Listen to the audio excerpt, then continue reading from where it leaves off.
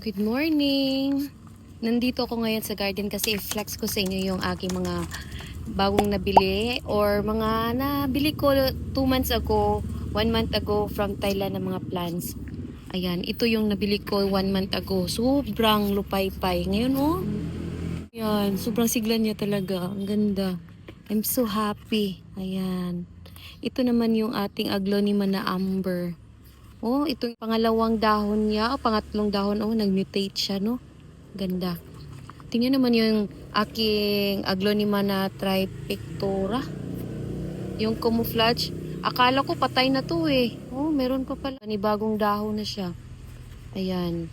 And then, pakita ko yung ibang mga nabili ko sa Thailand. Lang, dito tayo. Kasi dito ko nilagay sa baba.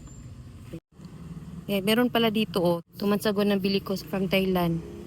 Ito yung ating pangkawati, Lumaki na yung dahon niya, Ayan, I'm so happy. Diba? Ayan sila, And then, yung aking mga Amazon sunset na pagdating ay wala ng dahon. So, mga stem na lang yung tinanim ko. Nabuhay naman sila, Ayan, maliliit pa. Ito naman yung ating aglonema, Uy, ang ganda. Daming babies na, May mga baby na siya, ayan. Diba? Diba? Ang sigla-sigla. Nung dumating to sa akin, as in, lupay-pay talaga. And then, ito, Grabe, ang laki ng dahon niya, Ano to?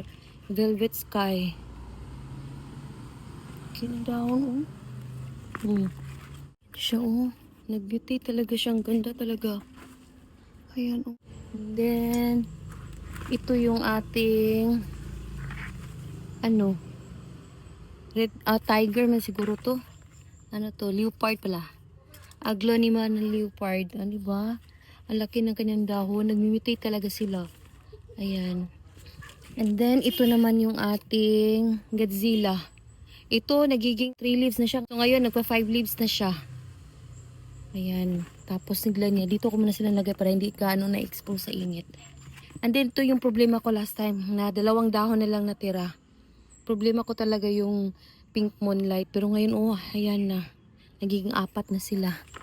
So happy.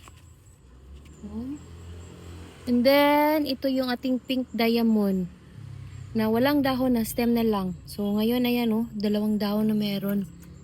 So, ka-happy talaga na makita mo na yung mga plants niyo na happy dito sila.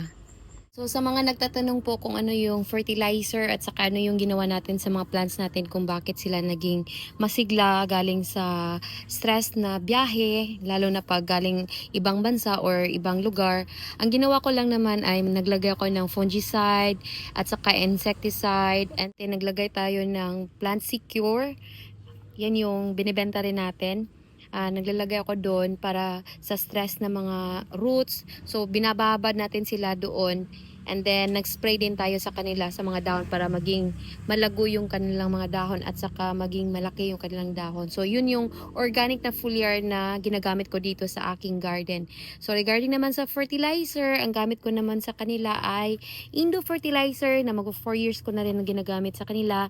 And then, yung Thermicot, lalo na sa mga plants na mga makukulay, sa mga variegated plants, maganda yung Thermicot na yon. Made in Thailand po siya. And then, prevention from fungus, lalo na ngayon na tag-ulan, maglagay kayo ng cinnamon powder sa kanila. So, natural na fungicide yan sa ating mga halaman, lalo na maki-organic tayo. So, ayun lang. So, kung may mga tanong kayo, message nyo lang ako at saka mag-comment kayo dyan sa ating comment section. Thank you so much. Ingat kayo palagi. Bye!